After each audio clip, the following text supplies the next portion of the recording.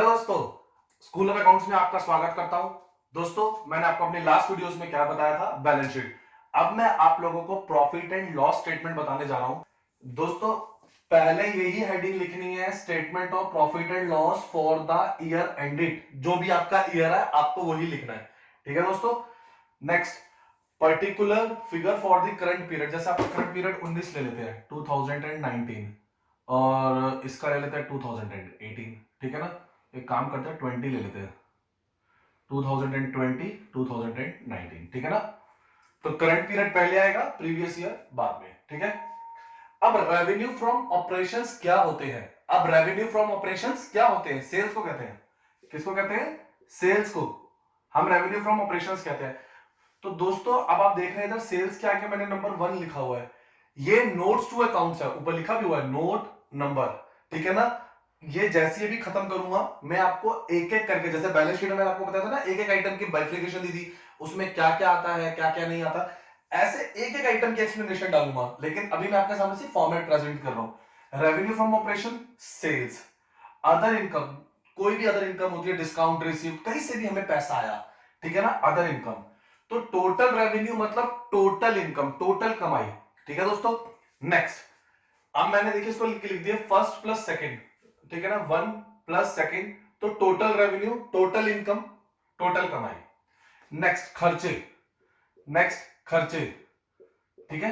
Expenses, अब expenses की मैंने कैटेगरी बना दी है। सबसे पहले कॉस्ट ऑफ मटेरियल कंज्यूम, आपने कितना मटेरियल लिया। परचेज ऑफ स्टॉक, हमने जो स्टॉक परचेज किया। चेंज इन इन्वेंट्रीज, जैसे ओपनिंग और क्लोजिंग में क्या क्या चेंजेस आए।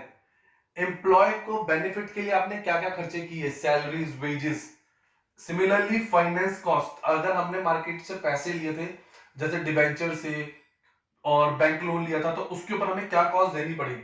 डेप्रिसिएशन एंड अमोर्टाइजेशन का खर्चा, ठीक है ना, टेंजिबल एसेट्स और इनटेंजिबल एसेट्स पे लगता है। और बाकी जो खर्चे इन सब में कवर नहीं हुए तो वो अदर एक्सपेंसेस में। तो ये क्या आ गया? Total expenses. दोस्तों, अब टोटल एक्सपेंसेस में देखेंगे प्रॉफिट बिफोर टैक्स, ये कैसे आएगा? 3 माइनस 4, टोटल कमाई माइनस टोटल खर्चे, total revenue minus total expenses, ठीक है ना। फॉर एग्जांपल ये फिगर आती है आपकी 10,000, मैं एक एग्जांपल ले रहा हूं, ये फिगर आपकी कितनी आती है? 10,000। आपको टैक्स का परसेंटेज दिया गया 30%, 30% कितना हो गया? 3,000। तो प्रॉफिट आफ्टर टैक्स कितना होगा? 7,000, ठीक है दोस्तों। तो प्रॉफिट बिफोर टैक्स जो भी फिगर आएगी उसमें से आप टैक्स माइनस करेंगे, फिर आपका क्या आएगा? प्रॉफिट आफ्टर टैक्स, ठीक है। सेम ऐसे ही लिख लीजिएगा 1 2 3 4 5 6 7 8 9, ठीक है ना। आप वीडियो पॉज करके इसके अंदर लिख सकते हैं।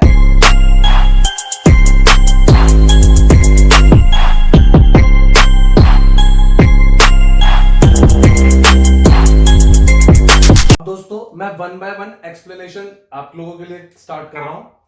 सबसे पहला था रेवेन्यू फ्रॉम ऑपरेशन, ठीक है ना, सेल जो मैंने आपको बताया था। अब बताते हैं, it is the revenue earn from the business activity of the company. जो भी आपका बिजनेस है उससे जो आप पैसा कमाते हो उसको हम क्या बोलते हैं? रेवेन्यू फ्रॉम ऑपरेशन, ठीक है ना। फर्स्ट पॉइंट है, इसकी आपको एक्सप्लेनेशन दे रहा हूं। फॉर एग्जाम्पल, आपने कोई प्रोडक्ट बेचा, ठीक है ना, उसके बाद अगर वो प्रोडक्ट वापस आ गया तो उसको माइनस करना है। फॉर एग्जाम्पल, आपने 10,000 यूनिट सेल आउट किए थे, उसमें से 2,000 यूनिट आपके वापस आ गए, तो अब आप 8,000 लिखोगे बाहर उसमें, क्योंकि आपके नेट सेल्स होती है। हमेशा सेल्स में से सेल्स रिटर्न माइनस होता है। सर, अगर हमारा प्रोवाइड सर्विसेज का काम है तो वो भी उसी का पार्ट है, revenue from sale of services. या तो आप ये काम कर रहे हो या ये कर रहे हो, अगर दोनों कर रहे हो तो टोटल करके लिख देना, ठीक है दोस्तों। नेक्स्ट, अगर आपकी फाइनेंस कंपनी है, कौन सी कंपनी है? फाइनेंस कंपनी, तो उसका रेवेन्यू फ्रॉम ऑपरेशन कुछ अलग होता है। उसके अंदर क्या होता है? Interest income. कौन सी इनकम? Interest income. या उन्होंने किसी कंपनी के शेयर्स खरीद रखे हैं तो डिविडेंड इनकम। तो दोस्तों, ये आता है रेवेन्यू फ्रॉम ऑपरेशन से, ठीक है। अब दोस्तों, अदर इनकम स्टार्ट करते हैं। चलिए दोस्तों, अब नेक्स्ट देखते हैं अदर इनकम। जो ये अदर इनकम है, अब ये मेरे बिजनेस का काम नहीं है। जो पहले था ना रेवेन्यू फ्रॉम ऑपरेशन, ठीक है ना, वो मेरे बिजनेस की एक्टिविटी का काम था। दोस्तों ध्यान से, उसके अंदर ना मैंने फाइनेंस कंपनी लिखा था कि अगर फाइनेंस कंपनी है जिसका काम ही लेंडिंग का है, पैसे देना है, जैसे बैंक हो गए, तो उनके लिए इंटरेस्ट इनकम और जो डिविडेंड इनकम होती है ना, तो वो उनका रेवेन्यू फ्रॉम ऑपरेशन है। लेकिन फॉर एग्जांपल, मेरी फाइनेंस कंपनी नहीं है, मेरा फर्नीचर बेचने का काम है, मेरा पेन बेचने का काम है, जो भी एज्यूम कर लीजिए। तो इन दैट सिनेरियो, अगर मुझे कोई इंटरेस्ट इनकम मिल रही है, डिविडेंड इनकम मिल रही है, इन दोनों में से मुझे कोई भी अगर इनकम मिल रही है, जब मेरे को कोई इन्वेस्टमेंट बेच के पैसा रिसीव हो रहा है, तो ये सारा मेरा किसका पार्ट बन जाएगा? अदर इनकम का। किसका पार्ट बन जाएगा? अदर इनकम का। तो it is the revenue that is not earn from the business. ये ऐसा रेवेन्यू है जो बिजनेस से नहीं अर्न किया, अदर देन बिजनेस से अर्न किया। दस other income means income earn from non operating activities. ठीक है, एग्जांपल मैंने दे दिया।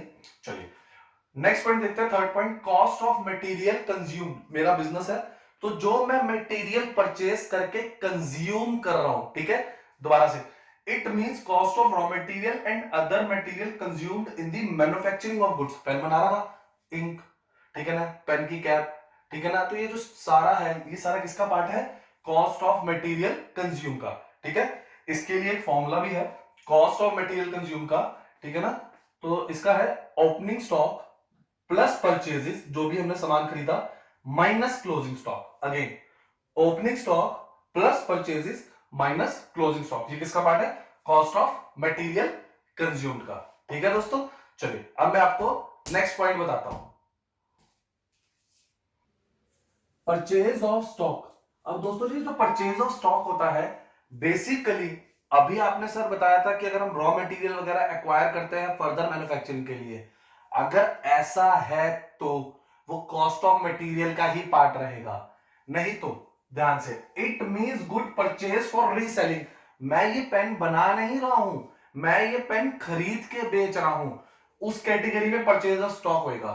ठीक है दोस्तों, ऐसा बहुत कम होता है कि मैन्युफैक्चरर और ट्रेडिंग सेम होते हैं, बहुत कम होता है, हो भी सकता है, नहीं भी हो सकता। ठीक है, वरना मैं दो ही काम करूंगा, या तो ये मैं पेन बना के बेचूंगा या मैं पेन आगे से खरीद के बेचूंगा। अगर मैं पेन आगे से खरीद के बेच रहा हूं तो ये किसका पार्ट है? परचेज ऑफ स्टॉक का। अगर मैं इस पेन को मैन्युफैक्चर करके बेच रहा हूं तो ये किसका पार्ट है? जो अभी हमने बनाया था ना, कॉस्ट ऑफ मटेरियल, उसका। ठीक है दोस्तों, फिर आगे, if the company carried out further processing, अगर कंपनी कैरी आउट करती है further processing of goods, they are not classified, फिर वो परचेज ऑफ स्टॉक नहीं रहेगा, but become the cost of material consume. ठीक है दोस्तों, next, change in inventories of finish goods, work in progress and stock in trade, मैंने लिखा हुआ फिफ्थ पॉइंट। अच्छा दोस्तों, इसके अंदर ना क्या होता है, चेंज का मतलब होता है माइनस करना, सिंपल है। ओपनिंग इन्वेंट्री है, ओपनिंग में से मतलब ये समझ लीजिए, ओपनिंग स्टॉक में से क्लोजिंग स्टॉक सीधा माइनस करना है। ठीक है ना, इन्वेंट्री स्टॉक ही होता है, आपको पता ही होगा। ठीक है ना, this will be shown as opening inventory, अगर फिनिश गुड्स दिया हो तो opening inventory of finish goods minus closing inventory of finish goods.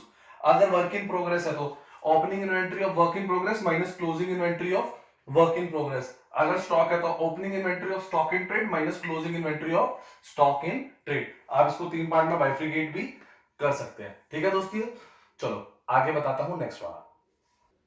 अब हमारा दोस्तों है एम्प्लॉय बेनिफिट एक्सपेंसेस। कोई भी चीज जो एम्प्लॉय के बेनिफिट के लिए हो। सर कैसे? जैसे हम उनको सैलरी देते हैं, हम कुछ बोनस देते हैं, हम कोई स्टाफ पे खर्चा करते हैं। पहले डेफिनेशन रीड करते हैं। It means payment made to and for the benefits of employee. Payment किसके लिए की जा रही है? सिर्फ एम्प्लॉय के बेनिफिट के लिए, और किसी चीज के लिए नहीं। ठीक है ना, for example salaries, wages, bonus, leave encashments. आपको पता ही है, अगर एम्प्लॉय कम छुट्टी लेता है, उसकी जो एक्यूमुलेटेड लीव होती है, हम उनके ऊपर उनको भी सैलरी देते हैं, जो उसके पैसे मिलते हैं उन्हें। ठीक है दोस्तों, स्टाफ वेलफेयर एक्सपेंसेस, जो भी मैंने स्टाफ के ऊपर खर्चा किया है। ठीक है ना, तो ये किसका पार्ट है? एम्प्लॉय की भलाई का expense, that is employee benefit expense. Company के लिए तो खर्चा ही है। फाइनेंस कॉस्ट, दोस्तों मैंने मार्केट से उधार लिया, मैंने बिजनेस को चलाने के लिए पैसे लिए, अब जो मैंने उधार लिया है उस पे जो मुझे इंटरेस्ट पे करना पड़ेगा, that is called interest cost. ठीक है ना, it means cost incurred by the company on the borrowings. ठीक है ना, जैसे डिबेंचर्स है, एग्जांपल देता हूं, जैसे 10% डिबेंचर है 10 लाख के। ठीक है, तो ये जो 10% है इसका इंटरेस्ट बना 1 लाख। कितना इंटरेस्ट बना? 1 लाख। तो दोस्तों ये जो 1 लाख इंटरेस्ट है ना, ये मेरी कौन सी कॉस्ट है? Finance cost. ये मेरी कौन सी कॉस्ट है? Finance cost. मैं इधर लिखा भी है, interest paid on debentures, interest paid on bank loan and bank ODs. ठीक है ना, ये किसका पार्ट बनेगा? फाइनेंस कॉस्ट का। ठीक है दोस्तों, चलिए अब दोस्तों देखते हैं डेप्रिसिएशन एंड अमोर्टाइजेशन एक्सपेंसेस। दोस्तों जब टेंजेबल एसेट की वैल्यू गिरती है, टेंजेबल जैसे फर्नीचर, फिक्सचर, जब इनकी वैल्यू गिरती है उसे डेप्रिसिएशन बोलते हैं। और जब इंटेंजिबल एसेट जैसे गुडविल, पेटेंट्स की वैल्यू गिरती है उसको इंटेंजिबल बोलते हैं, ठीक है ना। तो इंटेंजिबल एसेट की जब वैल्यू गिरती है उसको क्या बोलते हैं, अमोर्टाइजेशन, ठीक है दोस्तों। तो दोनों टर्म याद रखना, डेप्रिसिएशन जो है वो किस पे लगता है, टेंजिबल एसेट पे, अमोर्टाइजेशन किस पे लगता है, इंटेंजिबल एसेट्स पे। तो देखिए मैंने आपके लिए डेफिनेशन लिखी है, cost of tangible assets return of, ठीक है ना, depreciation of machinery, depreciation on land and building. Cost of intangible assets इसके अंदर रिटर्न ऑफ, एग्जांपल है goodwill return of, patents return of, ठीक है दोस्तों। नेक्स्ट में आते हैं अदर एक्सपेंसेस। हमने सारे मेजरली खर्चे कवर कर लिए हैं, लेकिन फिर भी छोटे मोटे खर्चे होते हैं जिनकी अबव कैटेगरीज में कोई जगह नहीं है, वो खर्चे इस कैटेगरी में आते हैं, दैट इज अदर एक्सपेंसेस में। expenses that are not shown under the above six entities are shown under other expenses. Example, carriage inward, मैंने गुड्स बाहर से मंगवाए, अगर कुछ कस्टमर को देना पड़ गया तो मतलब कुछ भी आपको खर्चे जो देने पड़ रहे हैं, ठीक है ना, मैन्युफैक्चरिंग के खर्चे ले लीजिए, फ्रेट ले लीजिए, ठीक है ना, ये सारे कौन से खर्चे जो अबव कैटेगरीज में नहीं आया वो इन कैटेगरीज में आएंगे, ठीक है दोस्तों। दोस्तों यहां पर हमारा प्रॉफिट एंड लॉस का टॉपिक खत्म होता है, एक्सप्लेनेशन खत्म होती है। किसी ने भी अगर हमारे चैनल को लाइक एंड सब्सक्राइब नहीं किया तो प्लीज कर लीजिए, बेल आइकन दबाइए, ठीक है दोस्तों। मैं आपको सारे एक एक करके सारे चैप्टर सब दूंगा, आपको किसी की भी एक्सप्लेनेशन चाहिए चैप्टर के मुझसे ले सकते हैं, ठीक है। Stay in touch, stay updated.